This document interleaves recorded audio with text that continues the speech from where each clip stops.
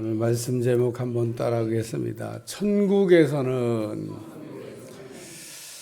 마태복음 18장 1절만 보면 그때 제자들이 예수께 나와 이르되 천국에서는 누가 크니까? 예수님의 제자들이 천국에서는 누가 으뜸일까? 이게 궁금했던 것 같습니다. 그래서 예수님께 천국에서는 우리 제자들 중에 누가 으뜸입니까? 누가 최고입니까? 그리고 물어본 거에 대한 대답입니다. 사람의 마음 가운데는요, 다 으뜸이 되고 싶은 마음이 있습니다. 초등학교 들어가도 요즘은 뭐 경쟁이 없습니다만은 예전에는 뭐 엄청났어요. 초등학교 때부터 막 누가 으뜸이 될 것이냐. 초등학교 이렇게 어느 날 되면 운동회라고 하는 게 있습니다. 막 아이들이 하이라이트가 뜀박질하는 거예요. 막 어리다이 5명씩 6명 뛰는. 그러면 여러분들 마음 가운데 내 아이가 뛰는데 아유 천천히 뛰어 꼴등해도 돼.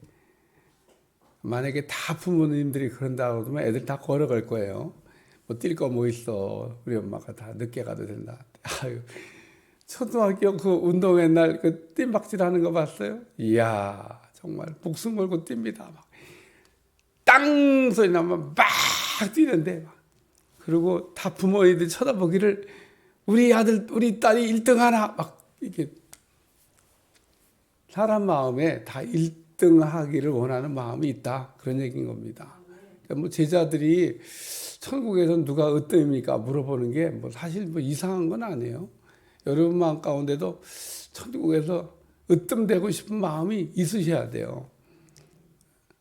별로 소리가 안 크네. 천국에서 으뜸되고 싶은 마음이 있어야 돼요. 그래야 이 땅에서 신앙생활을 잘할 거 아니겠습니까? 우리의 신앙생활이 이렇게 좀 신통치 않은 거는 어쩌면 으뜸되고 싶은 마음이 없기 때문에 아유 뭐 세상에서도 경쟁인데 교회 안에까지 와서 무슨 경쟁을 해. 아니 그래갖고 천사 같으면야 좋죠. 근데 예수님이 말씀하시는 천국에서 큰 자가 누군지를 안다 그러면 야 천국에서 내가 으뜸이 돼야 되겠다. 여러분 천국에서 으뜸이 되는 사람이 어떤 사람이라고 우리 주님이 가르쳤는지를 우리가 바로 알고 천국에서 으뜸되는 사람 되시기를 축원합니다. 마태복음 20장에 보면 세베대 어머니가 예수님을 찾아와 가지고 이게 절을 하면서 간구를 합니다. 예수님이 뭘 구하냐? 뭐 때문에 내게 이렇게 청탁하러 왔냐? 물어봐요. 그러니까 주의 나라가 임하실 때 내 아들 하나는 주의 우편에, 내 아들 하나는 주의 좌편에 앉혀달라고 얘기합니다. 제자들이 뒤에서 이렇게 쳐다보면서 훌륭한 엄마를 뒀다. 우리 엄마 뭐 하나? 우리 엄마도 와서 저렇게 얘기해 주면 좋을 텐데. 아유, 우리 엄마는 치맛바람이 없어가지고 그냥 집에 가만히 계신데 세베대 어머니 와가지고 주의 나라가 임할 때 아들 하나는 우편에 아들 하나는 좌편에. 예수님이 그때 대답하신 말씀이에요. 너희는 너희가 구하는 것을 알지 못하는도다. 내가 마시는 잔을 너희가 마실 수 있냐? 이 말씀을 보면 너희는 너희가 구하는 것을 복수를 얘기하고 있습니다. 그러니까 예수님 세베대 어머니와 아들들이 마음이 하나가 된 거예요. 어머니는 뭐 으뜸되게 해달라는데 어머니 그런 거 얘기하면 안 돼요. 예수님이 하고 그런 걸 부담 주고 그런 얘기 하시면 안 되죠. 만약에 말렸으면 세베대 어머니 그래? 그런 거 하면 안 되는 거냐? 그러고 안 왔을 텐데 엄마 그런 거 하려고 하니까 그래 한번 해봐. 그거 좋겠네. 이게 아들들하고 어머니 마음이 일심동체가 된 겁니다. 같이 합심이 된 거예요.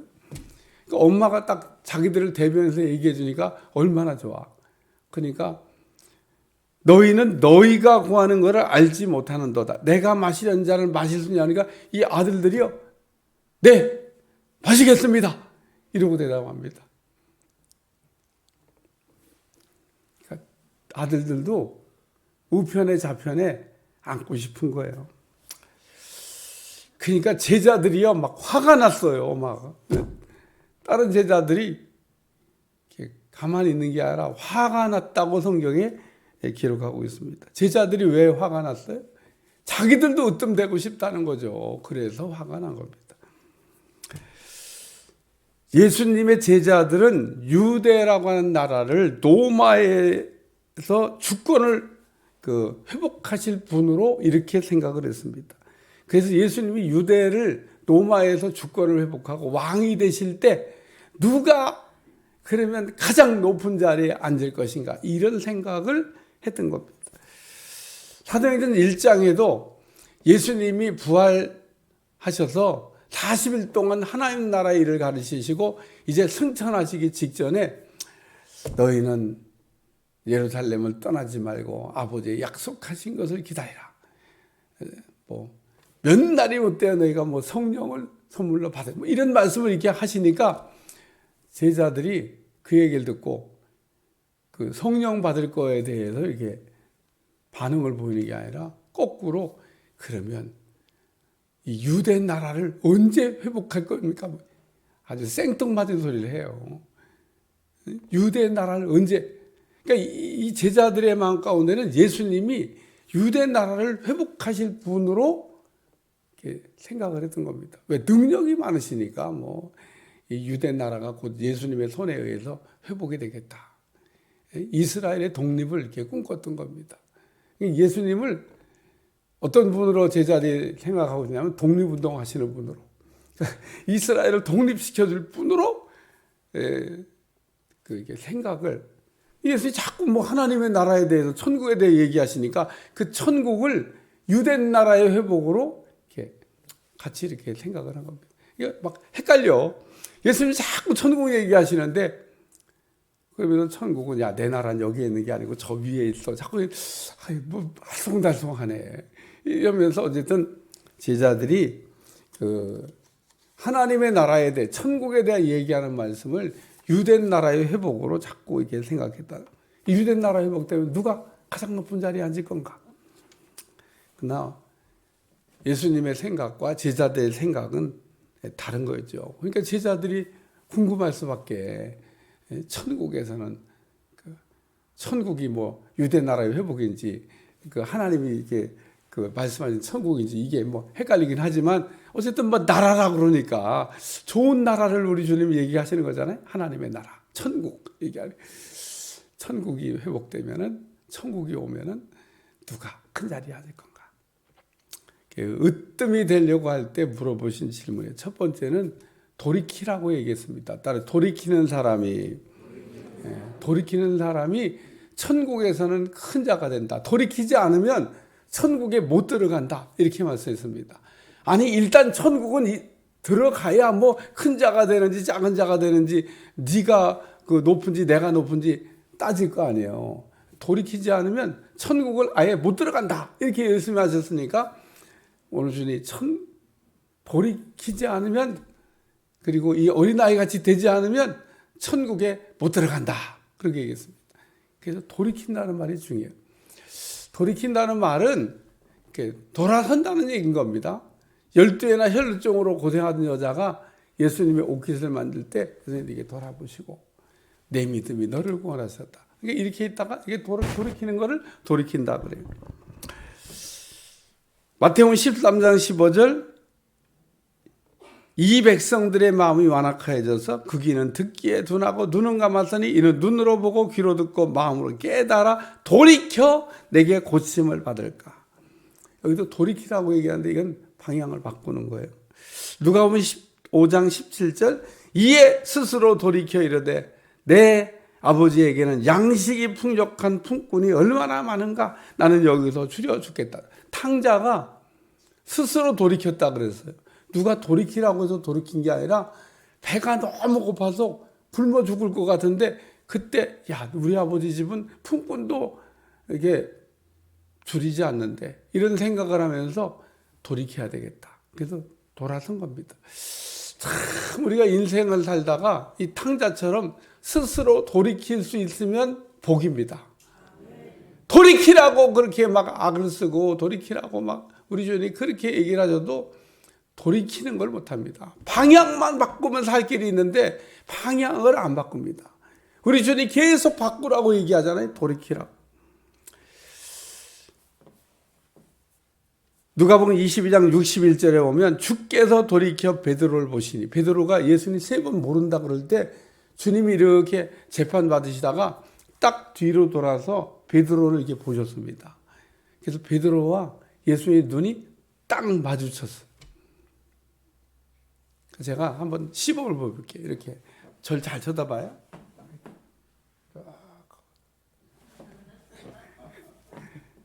우리 저희 재판을 받으니까 앞을 보고 계시다가 딱 뒤를 돌아갖고 베드로를 이렇게 딱 쳐다. 그러니까 베드로가 계속 부인할 때, 너 왜 그러냐는 거죠, 너. 응? 그래서 베드로가 주님과 딱 마주치면서 다구는 소리가 날 때, 내가 이게 주님이 하신 말씀대로 예수님을 3번씩이나 모른다고 했구나. 그래서 돌이켰습니다. 베드로는 돌이켰어요. 그래서 위대한 사람이 된 줄로 믿습니다. 그래서 우리 주님은 회개하라 천국이 가까이 왔느니라. 우리가 죄 때문에 지옥 가는 사람 없다고 제가 늘 얘기하잖아요. 아니, 죄인 아닌 사람이 없어요. 목사님 의인이시죠? 무슨 의인이야? 목사님도 죄인이지. 여러분은 그럼 의인이야? 여러분도 죄인이야. 우린 다 하나님 앞에 죄인이죠. 의인이 아닙니다. 그런데 예수님 믿으니까 그냥 죄를 없어졌다는 얘기가 아니라 그냥 죄가 없는 거로 그냥 쳐주겠다고 얘기하신 겁니다.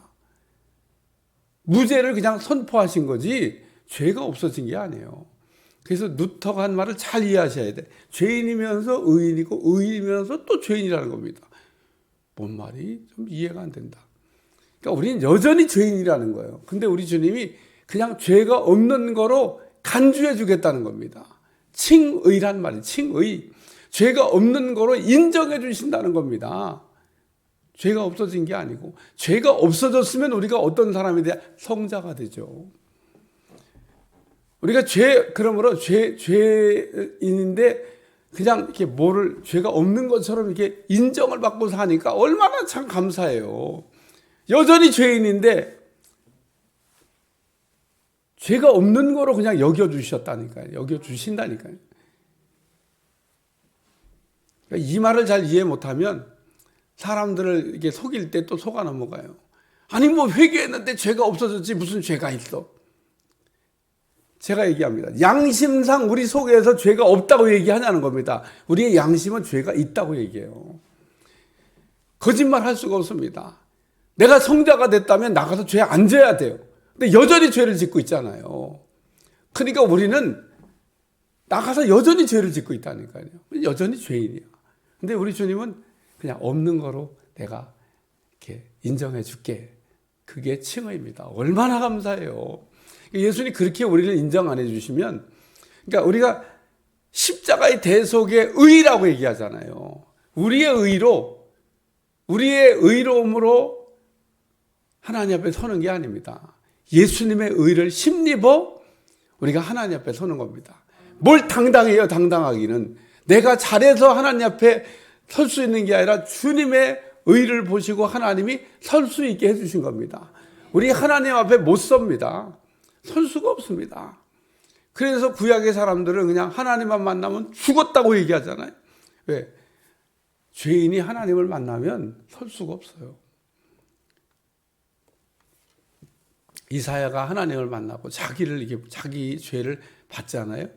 여러분, 하나님을 우리가 봤다는 얘기는 내가 보여야 되는 겁니다. 하나님을 봤는데도 내가 여전히 안 보이면 하나님 못 본 거죠. 그래서 회개하게 되면 어린아이 같이 된다는 겁니다. 회개는 우리 속에 더러운 것을 다 끄집어내는 겁니다. 그래서 우리 속에는 더러운 걸 다 이렇게 토해내고 나면 우리가 어린아이처럼 순수해져요. 어린아이 봤어요? 나는 어린아이를 보면서 항상 눈을 이렇게 쳐다봅니다. 태어난 지 얼마 안 되는 어린아이의 눈을 이렇게 쳐다보면 평생 살면서 이런 눈을 갖고 살아야 되는데 우리가 얼마나 못 볼 거 볼 거 보면서 죄를 졌으면 우리의 눈이 어린아이의 눈 같지 않아요. 근데 어린아이는 태어나서 죄를 덜 졌잖아요. 눈이 깨끗합니다. 그래서 마태복음 5장 8절 마음이 청결한 자는 복이 있나니 저가 하나님을 볼 수 있다. 우리는 이렇게 오늘 아침 가서 거울 한번 보고 여러분 눈을 한번 이렇게 눈동자를 이렇게 뚫어지게 쳐다보세요. 참 어렸을 때 깨끗한 눈은 아닌 이상한 눈을 갖고 있습니다. 그게 죄를 지은 눈입니다. 예수님의 십자가의 보혈로 닦아야 되고 여러분이 회개의 눈물로 닦아야 되고 닦아도 어린아이처럼 깨끗해지지 않지만 우리가 닦아서 깨끗하게 되려고 하는, 그래서 돌이키는 사람에게 은혜가 있는 줄로 믿습니다. 그래서 돌이키면은 이 돌이키는 사람이 천국에서는 큰 사람이라는 겁니다. 그러니까 이 돌이키지 않으면 천국에 들어갈 수도 없는데요. 뭐. 두 번째는 내려가는 사람을 얘기하고 있습니다. 마태복음 18장 4절 그러므로 누구든지 이 어린아이 같이 자기를 낮추는 사람이 천국에서는 큰 자다. 천국에서 으뜸이 되고 싶은 사람은, 천국에서 큰 사람은 어린아이 같이 자기를 낮추는 사람이라고 얘기하고 있습니다. 사람들은 올라가는 걸 으뜸이라고 생각하지만 예수님은 천국에서는 내려가는 사람이 으뜸이다. 그러고 얘기하셨습니다. 예수님은 이 땅에 오셔서 우리에게 하신 아주 유명한 말씀, 나는 섬김을 받으려고 온 게 아니라 섬기려고 왔다. 다시 한번 잘 못 알아들으시는 것 같아요. 예수님이 이 땅에 오셔서 하신 유명한 말씀입니다. 나는 섬김을 받으려고 온 게 아니라 섬기려고 왔다. 그러면 우리도 예수님의 제자들인데 예수님이 그렇게 말씀하셨는데 스승이 되셔가지고 제자된 우리에게 그렇게 말씀하셨는데 우리도 그 말씀을 내 말로 받아서 나는 신앙생활하면서 섬김 받지 않고 섬기는 신앙생활을 해야 되겠다. 이렇게 생각을 하셔야 한다는 겁니다. 예수님은 마지막 유월절을 이렇게 보내시면서 제자들의 발을 씻기셨는데 여러분 그 유월절 날 예수님 제자들이 발을 씻긴 그 요한복음 13장에 나오는 말씀을 오늘 집에 가서 다시 한번 잘 읽어보세요. 거기에 어떻게 되어지냐면 예수님이 허리에 수건을 두르시고 그리고 대야에 물을 담아서 누가 떠왔어요? 제자들이 떠다 줬어요? 야, 물 떠와. 발 씻어줄게. 그리고 예수님이 말씀하셨습니까? 다시 한번. 예수님이 제자들 보고 야, 물 떠와. 내가 발 씻어줄게. 그리고 예수님이 제자들고 물 떠오라고 시켰냐는 겁니다. 아닙니다. 예수님이 친히 물을 떠다가 제자들의 발을 씻겼습니다. 근데 이 제자들이 발을 이렇게 씻어주니까 좀 가만히 있습니다. 예? 여러분 베드로만 뭐 반응을 보지 다른 제자들은 반응이 없어요. 아무 내용이 기록되어 있지 않습니다. 그러면 예수님이 발 씻어주니까 딱 앉아서 예수님 발 씻으니까 좋다. 예수님 발도 씻어주시고 그래서 가만히 있었는지 아니면 어떻게 대응을 해야 되는지 몰라가지고 그냥 이거 어떻게 해야 돼? 그래가지고 그냥 아유 참 어떻게 이러고 그냥 어정쩡하게 예수님 발 씻으니까 발을 그냥 한 건지 어쨌든 뭐 표현이 없어요. 베드로만 내 발을 절대 못 씻깁니다. 그러고 막 완강하게 막 안 된다고 막 그랬죠. 예수님 내가 네 발을 안 씻기면은 너하고 나하고 상관이 없어. 내가 네 발을 씻겨야 돼. 예수님이 내가 너 발 안 씻기면 너하고 나하고 남남되는 거야. 그러니까 그건 안 되죠. 우리 그럼 온몸도 씻겨주세요. 이렇게 온몸까지 씻을 건 없고 그냥 발만 씻으면 된다. 이러고 얘기하셨죠. 예수님이 제자들 발을 씻겨줬어요. 그리고 그 말씀을 쭉 읽어나가다 보면 내가 선생이 되어서 제자된 너희들의 발을 씻겨주었으니까 너희도 이게 무슨 의미인지를 알고 너희도 이렇게 하면 복이 있다. 그러고 얘기했습니다. 그러니까 오늘 섬김의 본을 보여주신 거죠. 그게 섬김의 본. 이렇게 섬겨야 된다는 겁니다. 그리고 이렇게 섬기기 위해서는 내려가야 돼요. 우리가 섬김 받으려고 그러면 올라가야 되지만 섬기려고 할 때는 자꾸 내려가야 되는 겁니다. 내려가야 돼요. 우리가 섬기려고 한다고 그러면서 올라가려고 그러면 그럼 섬길 수가 없어요. 교회는 다 모든 일이 섬기는 일입니다. 안내하는 것도 섬기는 일이고, 누구는 안내하고 누구는 와서 인사받고. 여러분 들어올 때마다 안내위원들한테 인사받잖아요. 우리 고장노님 맨날 안내위원들 어서 오세요 이러고 매일 인사하시잖아요. 그러면 올라온 사람은 자기가 먼저 인사해? 여러분 잘 생각해봐요. 안내위원은 섰다가 어서 오세요라 인사하고, 올라온 사람은 인사를 먼저 받고 아이고 안녕하세요 이렇게 인사하지. 자기가 안내위원 딱 서 있는데 자기가 와갖고 안녕하세요 이렇게 인사하고 안내위원이 거꾸로 어서 오세요 이렇게 인사하냐고요. 순서가 분명히 안내위원이 먼저 머리를 숙이고 들어온 사람이 나중에 숙이게 되어 있습니다. 순서가 그래. 그렇죠? 순서가 안내위원이 인사를 한다니까요. 어서 오세요 그러고 머리를 딱 숙이면서. 이게 뭐냐? 섬기는 겁니다. 섬기는 거. 아주 뭐 어렵지 않은 일 같죠. 그 안내하는 위원. 그러나 어쨌든 그것도 섬기는 일입니다. 쉬운 것 같습니까? 안내위원 절대 쉽지 않습니다. 왜 쉽지 않냐? 여러분보다 훨씬 일찍 와야 돼요. 교회를 가장 먼저 와가지고 담임 목사님한테 들어가고 기도받고 그러고 안내위원을 하는 겁니다. 어떤 수고가 있어야 되냐? 남들보다 훨씬 교회를 일찍 와야 돼요. 그러니까 섬기는 일이라고 하는 게 이게 다 쉬운 일이 아닙니다.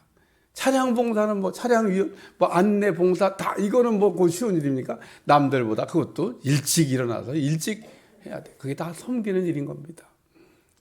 찬양대도 마찬가지죠. 일찍 와야 됩니다. 이분들도 뭐 찬양대가 와갖고 보면 내가 주일날 보면 매일 일찍 와갖고 연습하더라고요. 나는 예비위원들 다 왔는데 그때 와서 내가 연습하는 찬양대를 내가 본 일이 없어. 어떻게 시장이 여기 교인들 다 들어 앉아 있는데 그때 모여가지고 막 연습하고 이제 그때 들어오시나? 아니야. 그런 찬양대는요 대한민국에 존재하지 않습니다. 그 왜 일찍 와서 하냐? 섬기는 직책이니까. 근데 천국에서 큰 자가 되려면 섬기는 자가 돼야 된다. 나는 섬기려고 온 게 아니라 섬김을 받으려고 온 게 아니라 섬기려고 왔다. 여러분 신앙생활은 섬김 받는 게 아닙니다. 섬김의 자리에서 섬기는 겁니다. 이 사람들이 천국에서는 큰 사람이라는 거예요. 자, 한번 제가 물어보겠습니다. 이 제자들이 예수님께 물어봤잖아요. 뭐라고 물어봤냐면 천국에서 누가 큰 자가 될 겁니까? 땅에서도 사람들이 으뜸이 되려고 하는데 왜 으뜸이 되려고 그러죠? 천국에서 으뜸이 되려고 하는 거나 땅에서 으뜸이 되려고 하는 거는 똑같습니다. 공통분모입니다. 으뜸이 되면요 대우를 받는 거예요. 섬김을 받는 겁니다. 그래서 으뜸이 되려고 그러는 거예요. 여러분이 섬기는 걸 잘하면 천국에서 우리 주님이 대접해 주실 줄로 믿습니다. 복이 있다고 얘기하잖아요. 이 섬김의 비밀을 알고 섬기는 일을 잘하는 사람은 반드시 복이 있다. 세상에서도 우리가 공짜가 없다고 얘기하잖아요. 여러분 섬기는 일에는 공짜가 없습니다. 주님은 반드시 뭔가로 갚아주신다는 거예요. 여러분이 하는 수고가 공짜가 어디 있습니까? 안 시켜줘서 그런 거지. 여러분 요번 이제 행복한 사람 제가 설교했잖아요. 할 일이 없는 사람이 불행한 사람이에요. 교회 들어와서 섬길 일이 없는 사람이 불행한 사람인 겁니다. 행복한 사람은 교회 딱 나오면 내가 할 일이 있어야 되는 거예요. 있어야 되는 거. 뭔 일로 교회에서 섬기고 있습니까? 이렇게 물어보면 나는 뭐 찬양대로, 나는 차량 뭐 봉사, 나는 뭐 차량 뭐 이렇게 주차 요원으로, 나는 안내 요원으로, 나는 뭐 식당 봉사자로, 나는 화장실 청소로. 뭐 다윗이 그 얘기했던 말 가운데 유명한 말 하나 있습니다. 나는 성전 문지기라도 줬사오니. 아니 무슨 직책 가운데 성전 문지. 그러니까 요즘 이렇게 안내위원입니다. 성전 문지기라도 줬사오니. 다윗의 소원입니다. 성전에서 문지기는 아무나 하는 게 아닙니다. 근데 성전에서 문지기는 왕궁에서 문지기하고도 다릅니다. 얼마나 좋아요. 천국 가면 베드로가 문 앞에서 탁 우리를 맞이한다 그러잖아요. 그 성전 문지기야. 그래가지고 어떤 사람에게 딱 들어오면 머리를 이렇게 만져보고, 어이구 머리가 많이 빠졌구나, 고생을 많이 했구나, 그러고 위로하신대요. 그리고 또 베드로가 딱 요즘 신원 대조하는데 이게 원판하고 자꾸 틀려갖고 이게 원판하고 이게 왜 이렇게 바꿨냐, 이상하다. 그래갖고 그 원판 조회하느라고 천국에는 이쪽에 한쪽에 그 확인될 때까지 못 들어가고 대기하는 분들이 많이 이렇게 서 있대요. 그 좀 원판대로 가지, 이렇게 막 다 너무 고쳐가지고, 특히 한국 사람들 올라오면 곤란하대. 다 고쳐가지고 이 원판하고 안 맞아. 그래갖고 이 원판은 이건데 어떻게 안 맞는다 그래갖고 다시 원판 가져오라고. 그래서 내려가는 사람이 천국에서는 큰 사람이다. 세 번째는 일단 영접하는 사람이. 오늘 아주 특송도 잘 불렀어요. 여기 누구든지 내 이름으로 이런 어린아이 하나를 영접하면 곧 나를 영접함이니. 천국에서 큰 사람이 되기 위해서는 그 소자, 작은 사람, 이런 사람들을 실족시키지 않는 사람이 천국에서는 큰 사람이다. 실족시키는 일이 참 우리 주님은 마음이 아프신 거야. 그래서 양 한 마리가 길을 잃어버렸어요. 그러니까 9마리를 무리에 두고 한 마리를 찾으러 나가셨습니다. 그러다가 91마리 이리떼한테 다 잡혀 먹이면 어떡하려고? 수학적으로 계산하면 차라리 91마리 지키고 있는 게 낫지 그 한 마리를 왜 찾으러 나가요? 근데 잃은 양 한 마리를 그 실족한 시험든 넘어든 그 양 한 마리를 찾아갖고 우리 주님이 막 수고하는 그 내용을 우리에게 보여주고 있습니다. 천국에서 큰 사람은 누구냐? 소자를 불쌍히 여기는 사람이라는 겁니다. 소자라고 하는 사람은 어떤 사람을 성경에서 소자라고 얘기냐면 도움을 받는데 평생 다시 도움받은 것을 갚을 수 있는 능력이 없는 사람을 소자라 그렇게 얘기합니다. 남에게 도움은 받는데 평생 자기의 자력으로 다시 그 받은 은혜를 갚을 수 없는 약한 사람, 힘없는 사람, 그래서 소자라고 얘기합니다. 그래서 구약시대 때는 고아와 과부를 소자라고 얘기했어요. 고아와 과부는 누가 도와주지 않으면 생존이 불가능했습니다. 오늘날 혼자 된 여자분들은 뭐 훨씬 더 잘 살 수 있는데 구약시대 때는 안 그랬습니다. 일감을 얻을 수가 없어요. 살 수 있는 방법이 거의 없습니다. 그러니까 꼭 신랑이 있어야 되는데 신랑이 없이 땅에 혼자 나오면 야 정말 살기가 어려운 사렙다 과부 이렇게 나오잖아요. 이 사람이 혼자 된 사람입니다. 얼마나 어렵겠어요. 얼마나. 고아? 부모가 없는 아이들인데 얼마나 어려워. 그래서 고아와 과부를 이렇게 불쌍히 여기는 거. 우리 주님이 너무너무 기뻐하는 겁니다. 약한 사람을 이렇게 궁일이 여기는 마음 갖는 거. 이런 사람이 천국에서는 큰 사람이다. 여러분 천국에서 작은 자가 되지 말고 큰 자가 되시기를 주님 축원합니다. 축원합니다. 기도하겠습니다. 하나님 오늘도 말씀으로 깨닫게 하시고 천국에서 큰 사람 될 수 있도록 도와주시고 돌이켜서 어린아이같이 순수한 마음을 회복하게 도와주시고 또 이제 우리 주님이 말씀하신 것 같이 내려가서 섬기는 자리에서 우리가 큰 자가 될 수 있도록 도와주시고 소자를 실족시키지 않는 천국에서 큰 자가 될 수 있도록 축복해 주옵소서.